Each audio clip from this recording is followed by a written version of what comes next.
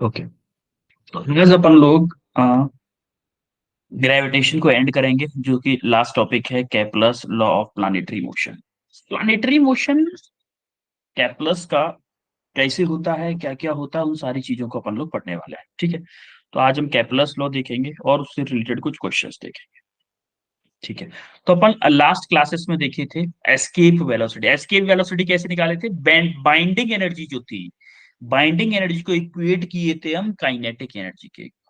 क्योंकि अपन को पता था कि अपन को बांधे कौन रखता है अर्थ से? Binding energy. अगर हम उसको बाइंडिंग एनर्जी के इक्वल ही काइनेटिक एनर्जी दे दें किसी भी ऑब्जेक्ट, तो वो क्या करेगी? अर्थ से कांटेक्ट छोड़ देगी। कांटेक्ट मतलब अर्थ के ग्रेविटेशनल फील्ड से बाहर चली जाएगी, वो इनफाइनाइट तक चली जाएगी, वो कभी भी वापस अर्थ के पास में नहीं आएगी।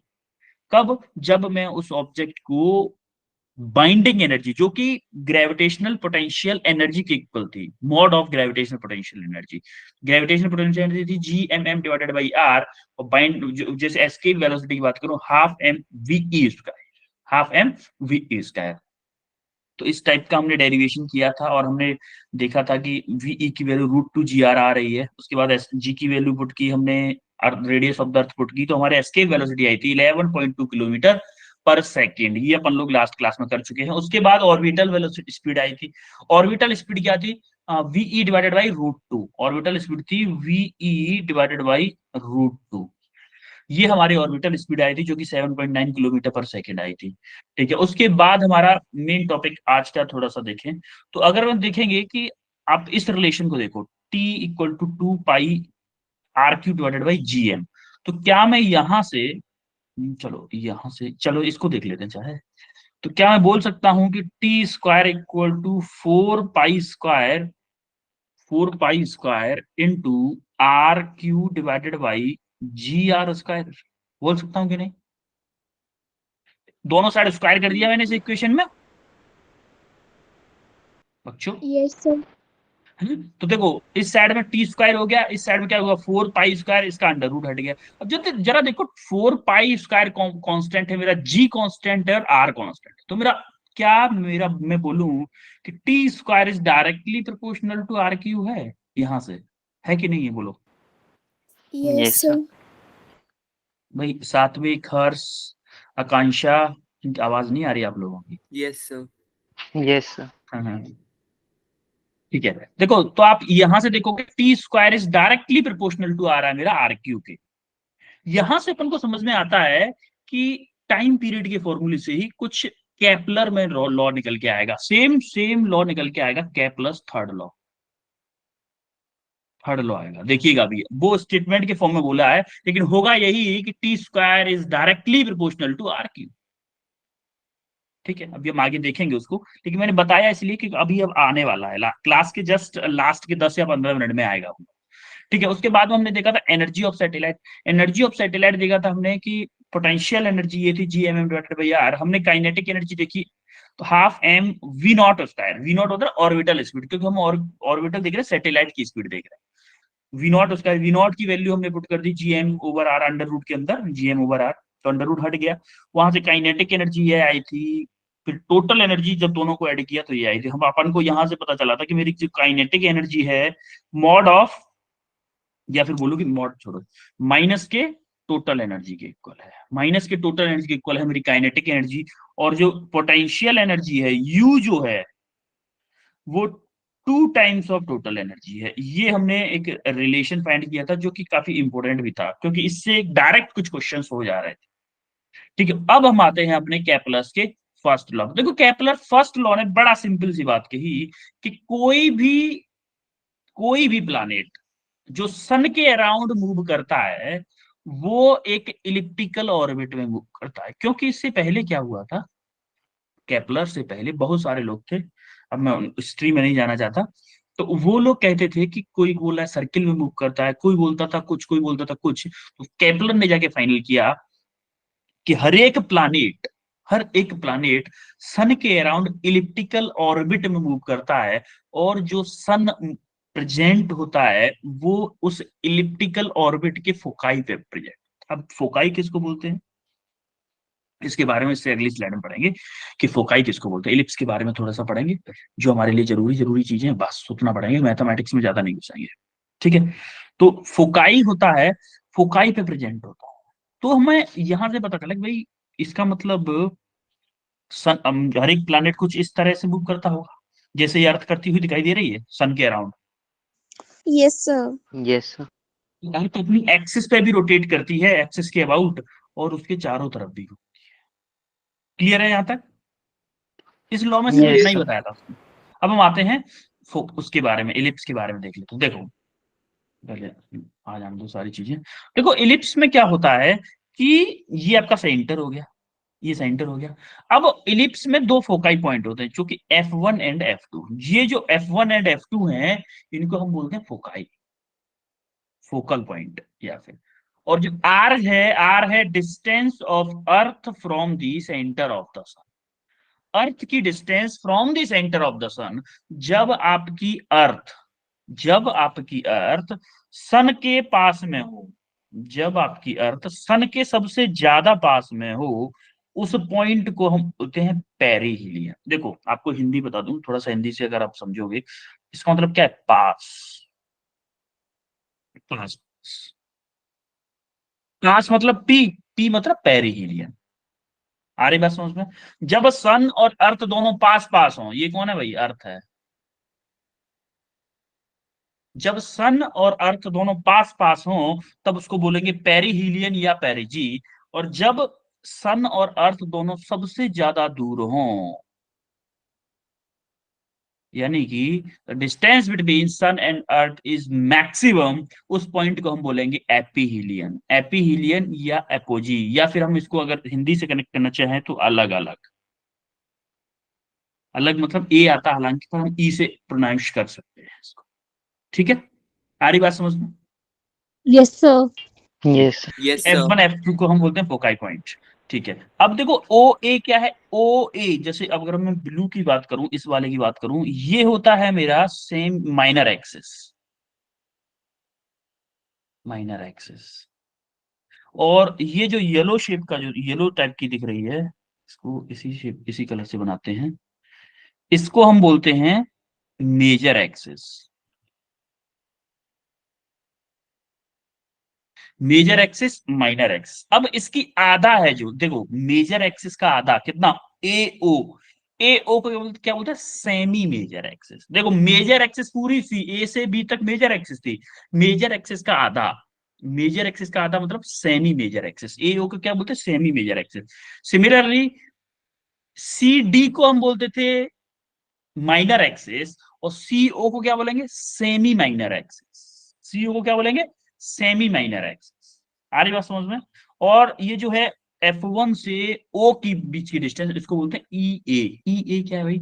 ई क्या है? वैसे मानो ई की बात करें अगर, ई होता है आपका कि जैसे आप किसी सर्किल को, अगर आप किसी सर्किल को दबा दो, ऐसे दबा दोगे, तो तभी तो इलिप्स की शेप लेगा वो, लेगा कि नहीं? Yes, sir. Yes sir.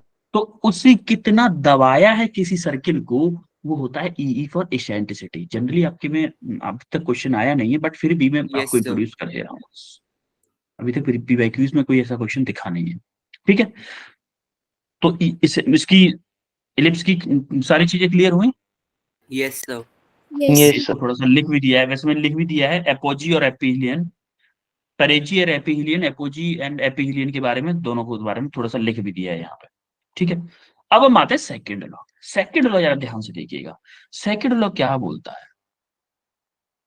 देखो पहले क्या सीन था कि कुछ दिन जब स्टार्टिंग था, केपलर से पहले मिथ था कि भाई जो अर्थ है ना, वो कांस्टेंट स्पीड से चलती है। अर्थ सन के चक्कर लगाती है।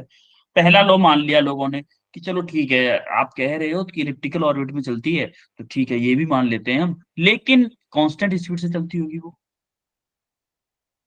कांस्टेंट स्पीड से तब जाके देखा कि भाई कांस्टेंट स्पीड से भी नहीं चलती है तो तब केपलर ने अपना जाके सेकंड लॉ बनाया कि भाई जो अर्थ होती है, या अर्थ अर्थ में एग्जांपल ले रहा हूं, कोई भी प्लानिट सन के अराउंड, कोई भी प्लानिट सेम टाइम में, सेम टाइम में सेम एरिया स्वीप करेगा, सेम टाइम में सेम एरिया स्वीप करे।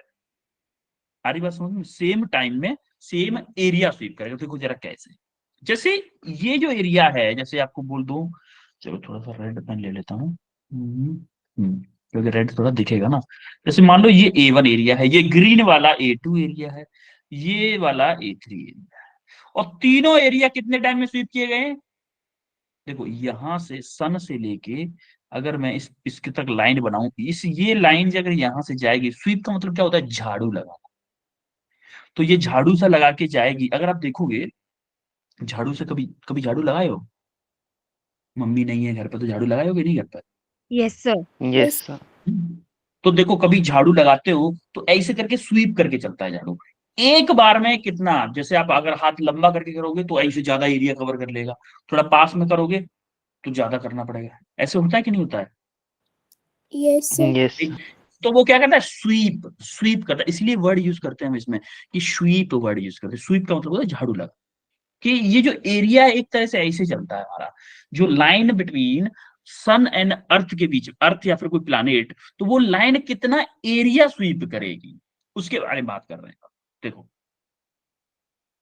तो अपन देखो, जैसे हम देखें कि ये वाला एरिया मान लो कि A1 है, तो ये एरिया किसके इक्वल होना चाहिए? A2 के इक्वल होना चाहिए। According to Kepler second law क्या बोलता है कि मेरा A1 equal to A2 equal to A3 होगा। तीनों इक्वल होंगे। A1 equal to A2 equal to A3 होने वाला। अब क्या होगा? जब जरा A1 को देखो, A1 को हटाया हमने तो देखा थोड़ा लंबा किया, तो हमारा ऐसे करके देखा तो वाकई में A2 के बराबर था। A1 का एरिया हमने देखा तो वाकई में A2 के बराबर था। सिमिलरली A2 को उठा के A3 पे रखेंगे तो वो A3 के बराबर होगा। भले ही इसकी लेंथ देखो, इसकी अगर लेंथ कम है तो वही मोटा तो है, मोटा तो है। जैसे लंबा अगर कोई आदमी है, कोई बंदा लंबा है तो वो पतला सा लगेगा हमेशा, लेकिन उसमें वजन नापोगे तो 70 किलो 60 किलो ऐसे बैठेगा। और कोई छोटू सा है और छोटू सा गोलू मोलू मोटा दिख रहा है, तब भी उसमें भी वजन उतना ही है। तो जो हाइट में कम होगा वो थोड़ा मोटा होगा ना, जो हाइट में ज्यादा होगा वो थोड़ा पतला होगा। ऐसा no? Yes, sir. yes, sir. तो वही सीन हो रहा है यहाँ पे। अब एक बात बताओ, यहाँ की ऑब्जर्वेशन से आप मेरे को बताओ कि अर्थ की वेलोसिटी कब किस टाइम पे ज्यादा होगी? A1 वाले में, A2 वाले में, A3 वाले, स्पीड सॉरी, स्पीड कब ज्यादा होगी या सेम स्पीड होगी? एक ही दिन में डिस्टेंस, एक ही दिन में एरिया स्वीप हो रहा है, सेम टाइम में एरिया स्वीप हो रहा है पूरा पूरा। आप बताओ, कोई बताएगा मेरे को किस टाइम पे स्पीड सबसे ज्यादा होगी, कब कम होगी? या फिर सीक्वेंस बता दो मेरे को, सबसे ज्यादा सर इसकी होगी, उससे कम इसकी होगी, उससे कम इसकी होगी। एनीवन बताएगा कोई?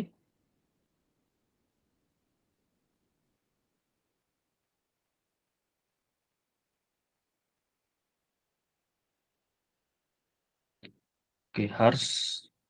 हाँ बेटा हर्ष आप बताओ। So EF की speed is greater than DC की speed, then greater than BA की speed. EF की स्पीड सबसे ज्यादा होगी, उसके बाद में DF की, उसके बाद में हाँ सात्विक आप बताओ। सर तीनों की स्पीड इक्वल होगी बिकॉज एरिया इक्वली स्वेप्ट करा है तीनों ने। अच्छा तीनों की स्पीड इक्वल होगी, अच्छा ठीक है। अच्छा एक बात बताओ मेरे को बेटा सात्विक, कि जब आप यहां से चल के जा रहे हो यहां पे मैं स्पीड की बात कर रहा हूं, तो आपको मान लेते हैं फॉर एग्जांपल इतनी डिस्टेंस ट्रेवल करनी पड़ी, फॉर एग्जांपल इतना डिस्टेंस ट्रेवल करनी पड़ी, ठीक है।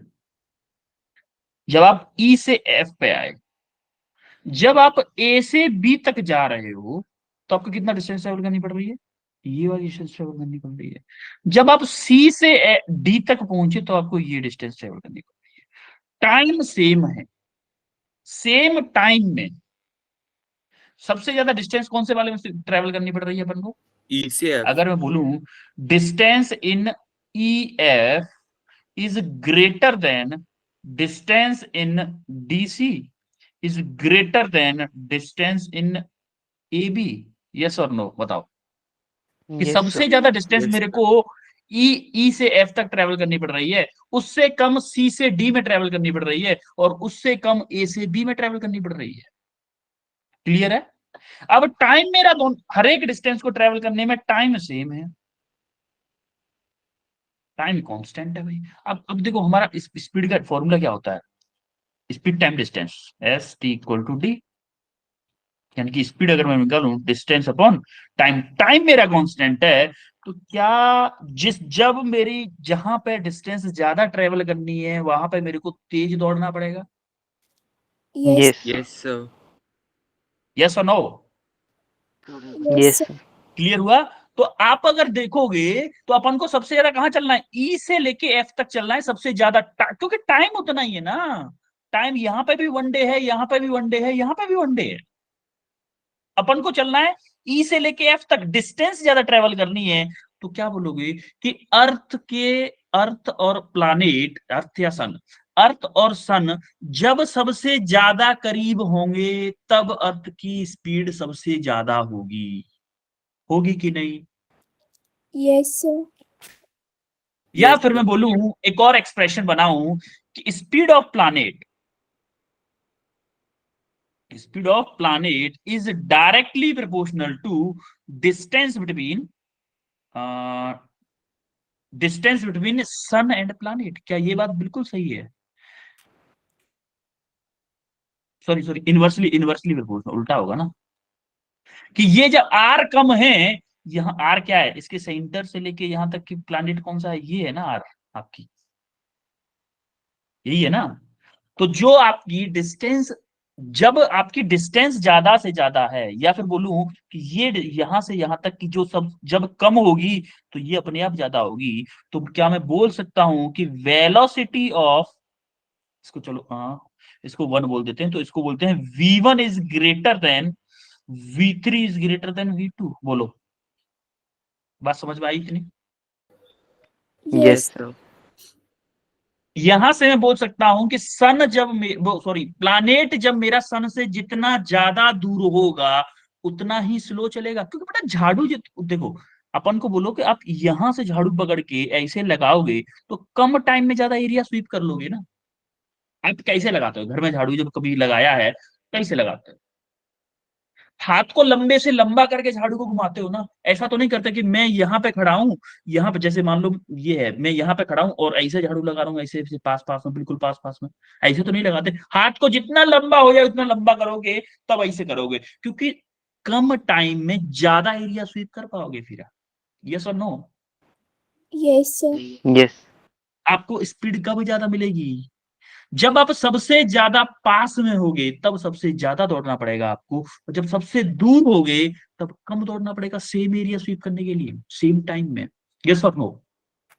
Yes, sir. साथ यस साथ में बेटा आपका आंसर जो सेम था वो समझ में आया क्यों गलत था आपका आंसर? Yes, हर्ष का sir. सही था, ठीक है, ओके ओके, कोई ना, गलत सही answer it doesn't matter, answer करो बस। गलत होता है कोई दिक्कत नहीं है, क्लास में गलती करो बहुत अच्छी बात है, क्लास में पेपर में गलती नहीं होनी चाहिए। क्लास में 100 गलती हो जाए, 1000 गलती हो जाए, अगर पेपर में आप एक गलती बचा सके, अगर क्लास में 1000 गलती करने के बाद में पेपर में एक गलती बचा सके, तो मैं बोलूंगा वेल डन, बहुत अच्छे किए, वो ज्यादा अच्छा है। ठीक है, तो उसकी कोई टेंशन नहीं, आंसर गलत सही वो तो होते रहते हैं, उसकी कोई टेंशन नहीं है, बोलना जरूरी है बस। तो अपन देखिए कि तीनों का एरिया सेम है, तो हमारा स्टेटमेंट अगर मैं बोलूं तो वो होता था line joining the planet and sun sweep equal areas in equal interval of time, equal areas in equal interval of time। बोलो चमका सेकंड लॉ। यस इसका थोड़ा सा वो देख लेते, मैथमेटिकल है।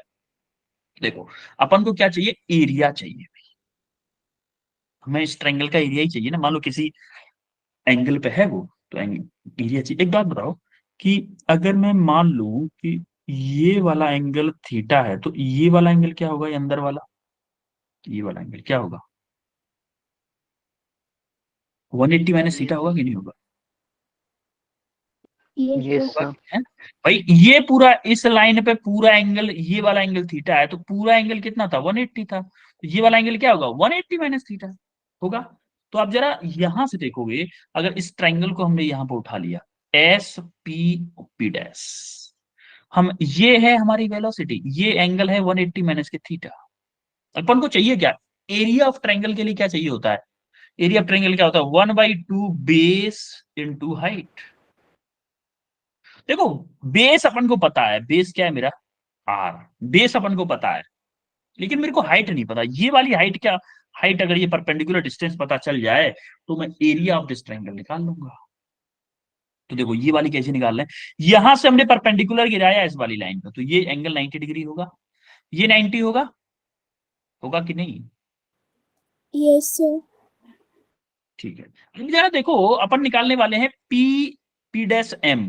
देखो पी डैश एम, अच्छा ये अगर 180 है तो इसका एक कंपोनेंट तो इधर आएगा, क्या आएगा? v कॉस 180 माइनस के थीटा, आएगा कि नहीं? सिमिलरली इसी का एक कंपोनेंट, देखो होता क्या है, ये एक्चुअली में इस वाली लाइन को अगर मैं बनाऊं तो ये पी डैश है, ये मान लो परपेंडिकुलर है, और ये वो वाली लाइन है, तो ये एंगल है मेरा कितना? 180 माइनस के थीटा, ये वाला एंगल है, ये मेरा v है। और मेरे को चाहिए क्या? ये मेरा m है, ये पॉइंट p है, ये p डैश है। जरा मैं इसको बट जूम करके दिखा रहा हूँ इसी वाले को। देखो ये v का एंगल इस साइड से चिपका हुआ है, तो इधर क्या आएगा? इधर क्या आएगा?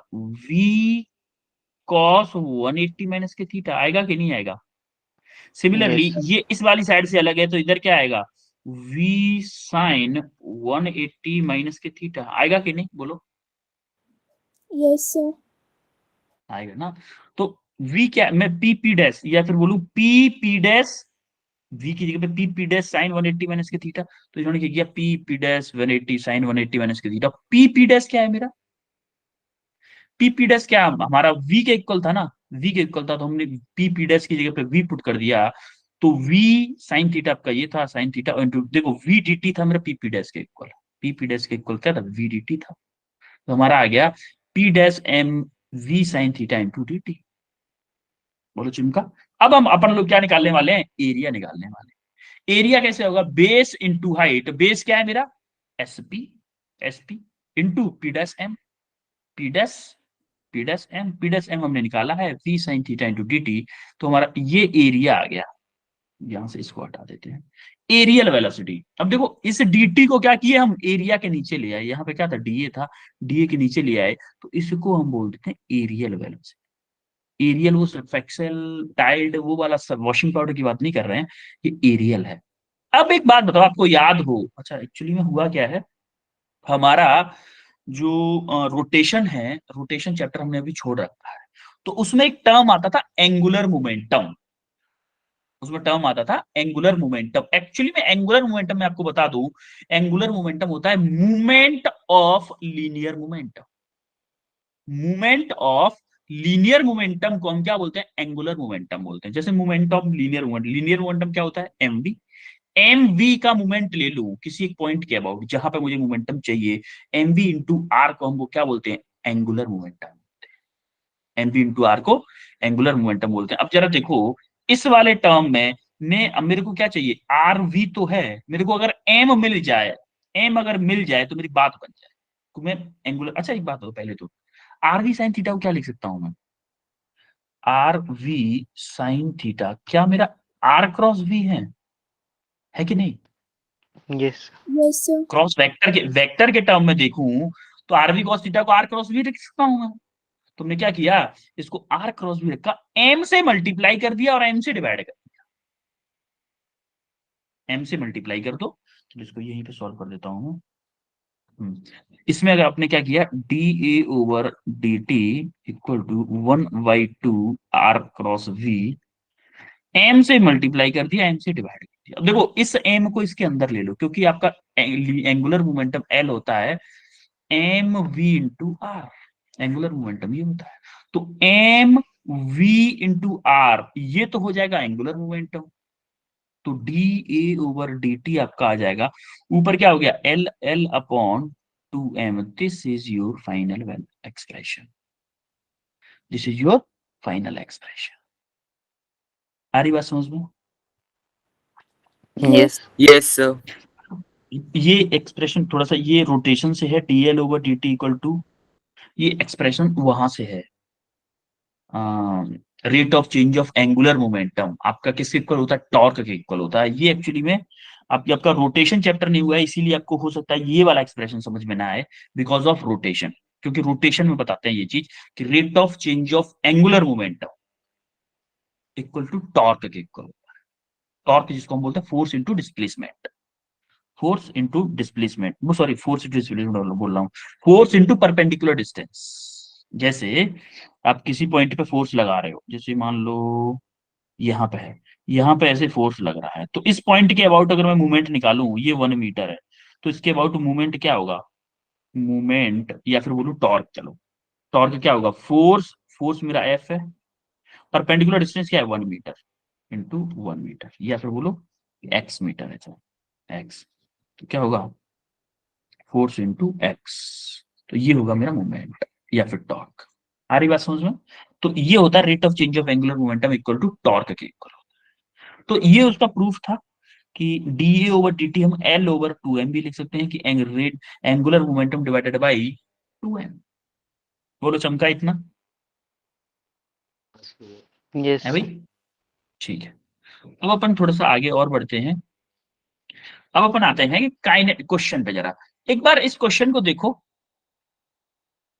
इसमें फिगर देना चाहिए, फिगर क्यों नहीं दिया है, यहाँ पे लिख रहा है शोन इन द फिगर, तो फिगर क्यों नहीं दिया है फिर? चलो मैं बना देता हूँ फिगर, ठीक है, फिगर में बना देता हूँ। उसने क्या बोला, क्वेश्चन देख के बनाते हैं, चलो। Party kinetic energy of a planet an elliptical orbit of the sun at position A B and C are K A K B and K C respectively. A C is a major axis, ठीक है, मान लो ऐसे rotate कर रहा होगा, और ए सी क्या है, इसकी मेजर एक्सिस है, ये है आपकी ए सी, ये मेजर एक्सिस होगी, ठीक है। AC is a major axis and SB is perpendicular to AC at the position of the sun is S, यानी कि SB क्या है, परपेंडिकुलर। हमें पता है कि पोजीशन ऑफ द सन कहाँ पे होती है, फोकस पे होती है। मान लो पोजीशन ऑफ द सन ये होगी, और तो OB पॉइंट कहाँ पे होगा, मान लो यहाँ पे होगा, तो ये आपका पोजीशन है, ये मेरा F1 है, और यहाँ पे कहीं मेरा F2 होगा, होगा। तो आपको क्या बताना है कि ए पॉइंट पे, बी पॉइंट पे, सी पॉइंट पे काइनेटिक एनर्जी किस रेशियो में होंगी, कैसे होंगी, ये बताना है। क्वेश्चन आपके सामने है, डायग्राम मैंने बना दिया है, अब जरा करो। क्वेश्चन इजी है एकदम,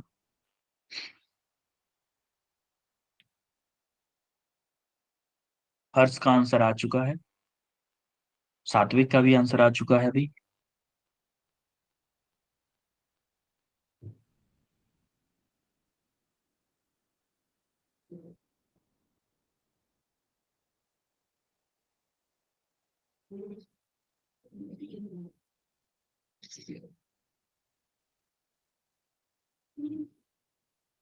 प्रीति बनियाल का भी आंसर आ चुका है।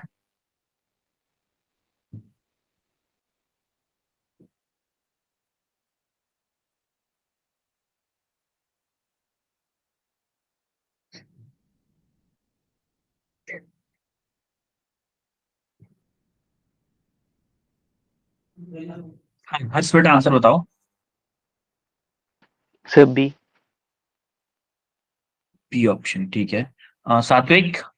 Sir B. B, okay. और इसका क्या है, Preeti Baniyal? Sir option D. Option D, okay.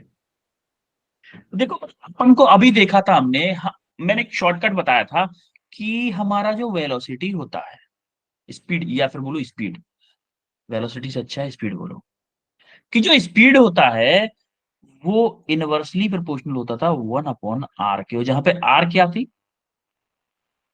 Distance between planet and C. And sun. अब देखो जहां की r सबसे ज्यादा होगी, देखो मैंने थोड़ा सा चपटा बना दिया है, सबसे कम r किसकी होगी, सर ए पॉइंट। थोड़ा सा हमने क्या बना दिया है, थोड़ा सा वैसा बना दिया है कि हमको बी पॉइंट तो ज्यादा नजदीक लग रहा है ए से। एक्चुअली बी पॉइंट दूर होना चाहिए ना। अब ठीक है। अब आप देखोगे कि आर, ये मान लो आर ए है, ये आर बी है, ये आर सी है, तो आप बोलोगे कि आर ए मेरा सबसे छोटा है, तो R C is greater than R B is greater than R A, है कि नहीं है? अगर आप स्वीप वाला फॉर्मूला याद नहीं है तो ये वाला कंसेप्ट याद कर लो। स्वीप वाला अगर भूलते हो कि सर कैसे एरिया स्वीप कैसे क्या, तो आपका डिस्टेंस के भी इनवर्सली प्रोपोर्शनल। तो अगर आप देखो सबसे ज्यादा क्या है मेरा, आरसी था, तो सबसे कम वेलोसिटी किसकी होगी, किस पॉइंट पे होगी, PA. वीसी। वीसी पे होगी बेटा, सबसे कम की बात कर रहा हूं, सी पे सबसे कम होगी ना।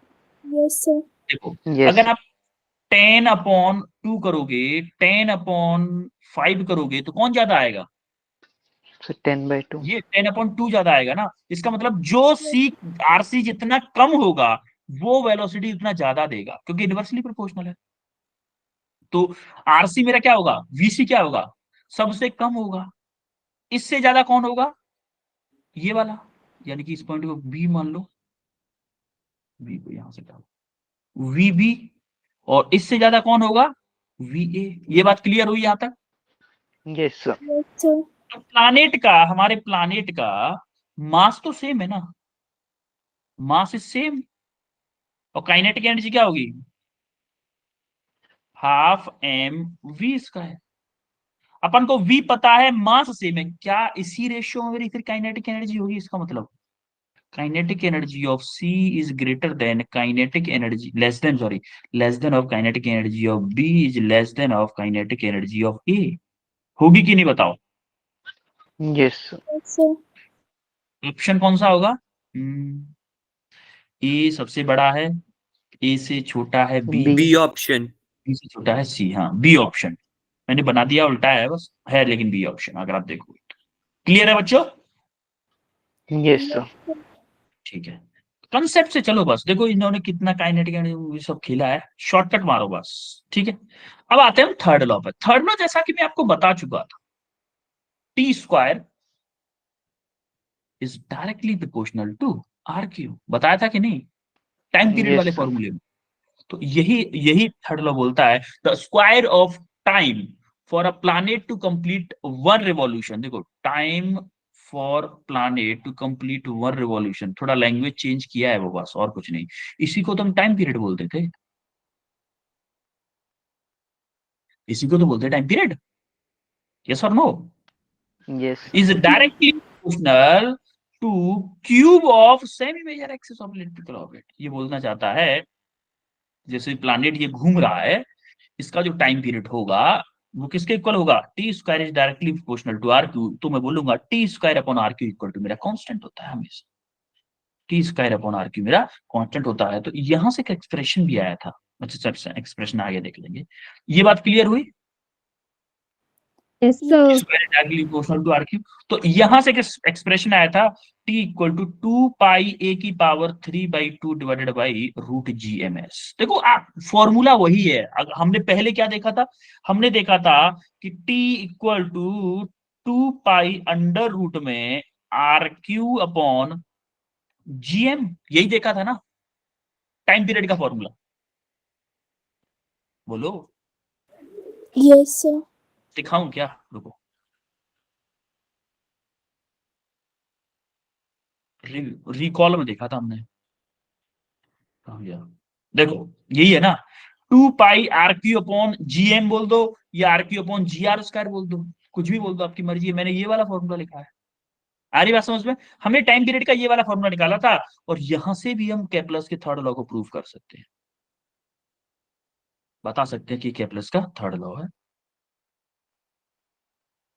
देखो यहां से अगर आप देखोगे तो टी इक्वल टू क्या है मेरा, 2 पाई r⁻³ तो ये है, और इसके ऊपर 1/2 है पावर। तो क्या मैं बोल दूं r⁻³ प्लस 1/2, तो कितना हो जाएगा, 3 6 प्लस, सॉरी 6 बोल रहा हूं मैं, मल्टीप्लाई हो जाता है ना, पावर्स का मैं ऐड कर रहा हूँ, यस मल्टीप्लाई सर, मल्टीप्लाई होगा। मल्टीप्लाई होगा 1/2। तो क्या होगा, आर की पावर 3/2 होगा कि नहीं होगा। तो बोल सकता हूँ कि टी की पावर इंटू आर की, या फिर यहाँ पे ए लिया है सेमी मेजर एक्सिस, ए ले लो, ए की पावर 3/2, ए ले लो, चलो यहाँ पे ए लिया है ना, ए ले लो,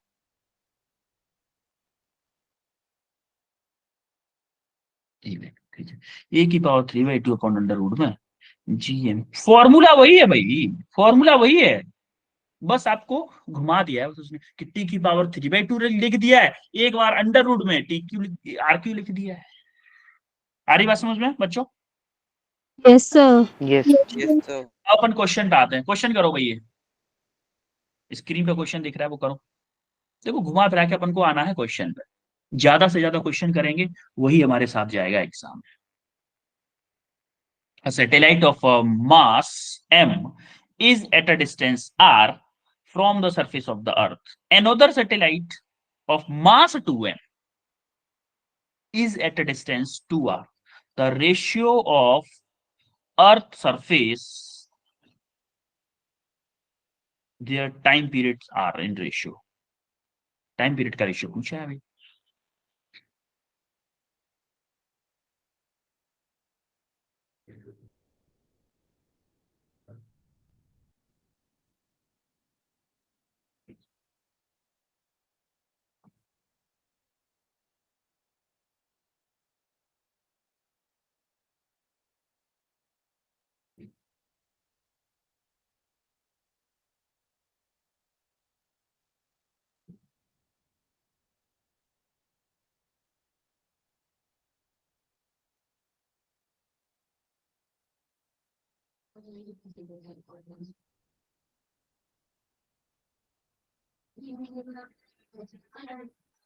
आपका जो वो होता है ना कैपलस थर्ड लॉ, उसमें कंजर्वेशन ऑफ एंगुलर मोमेंटम भी लगा सकते हैं, कंजर्वेशन ऑफ एंगुलर मोमेंटम भी अप्लाइड होता है। ठीक है, अभी एक बच्चे का आंसर आ चुका है।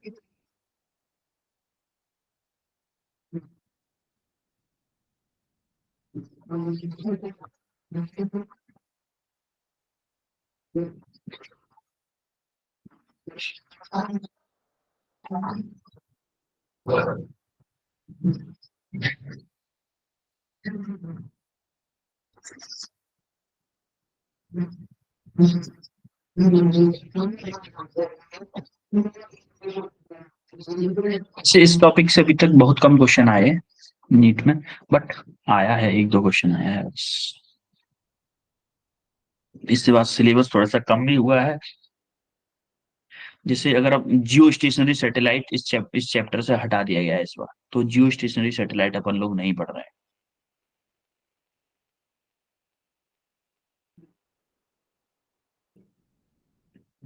एक ही बच्चे का आंसर आया अभी अभी, इजी क्वेश्चन है, लास्ट क्वेश्चन है आपकी क्लास का आज का।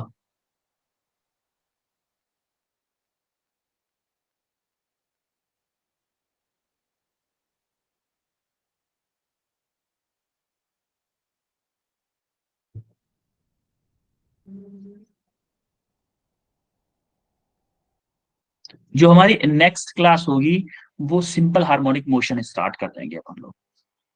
तो कोशिश करेंगे 3-4 क्लासेस में सिंपल हार्मोनिक मोशन भी कंप्लीट हो जाए जल्दी से, क्योंकि आज 3 हो गई, कल 4 संडे है। मंडे को फिर तो वाइवा ही चल रहा है, मंडे ट्यूसडे। ट्यूसडे को क्लास होगी फिर आपकी, ट्यूसडे को होगी ना?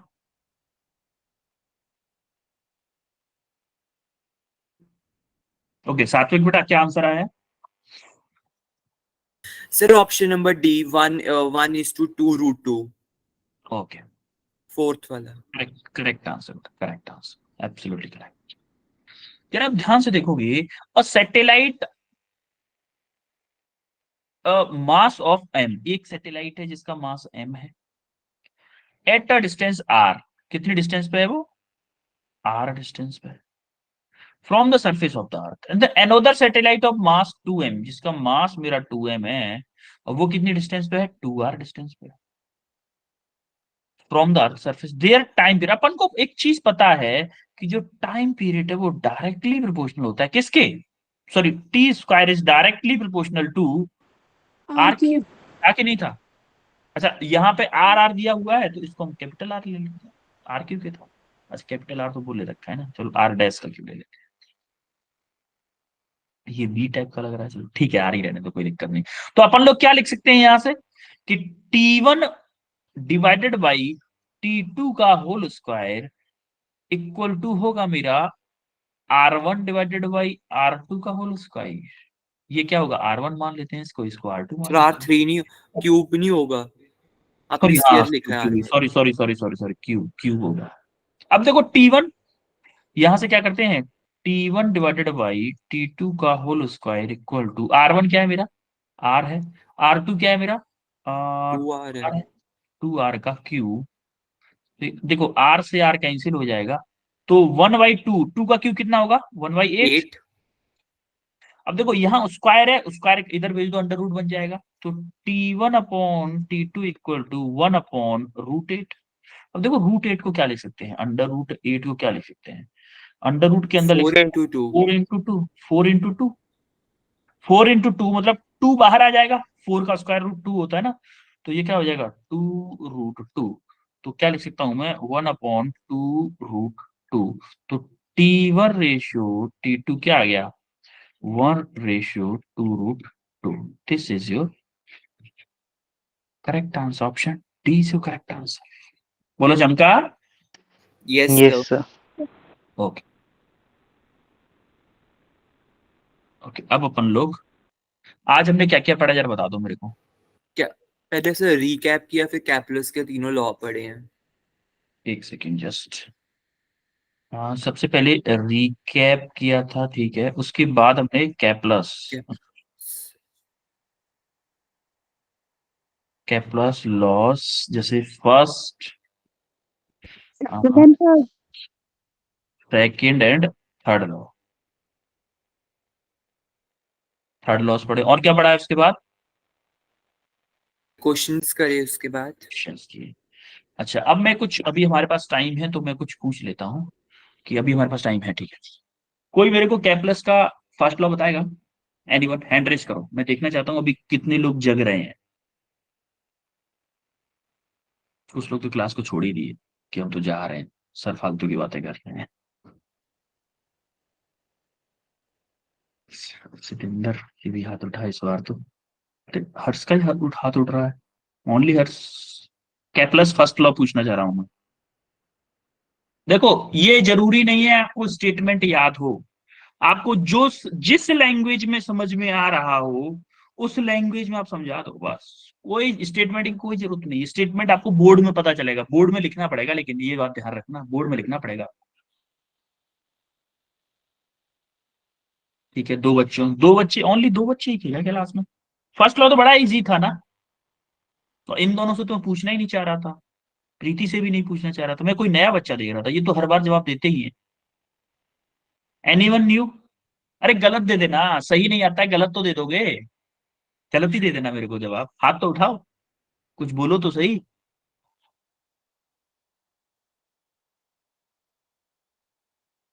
No response.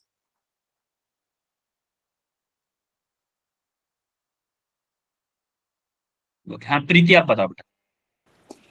कि जो मतलब प्लेनेट के इर्द गिर्द मतलब जो सन एलिप्टिकल ऑर्बिट में जो वो फोकाई के सेंटर में जो है वो सन के अराउंड जो भी प्लेनेट मूव करता है उसको लॉ ऑफ ऑर्बिट कहा जाता है।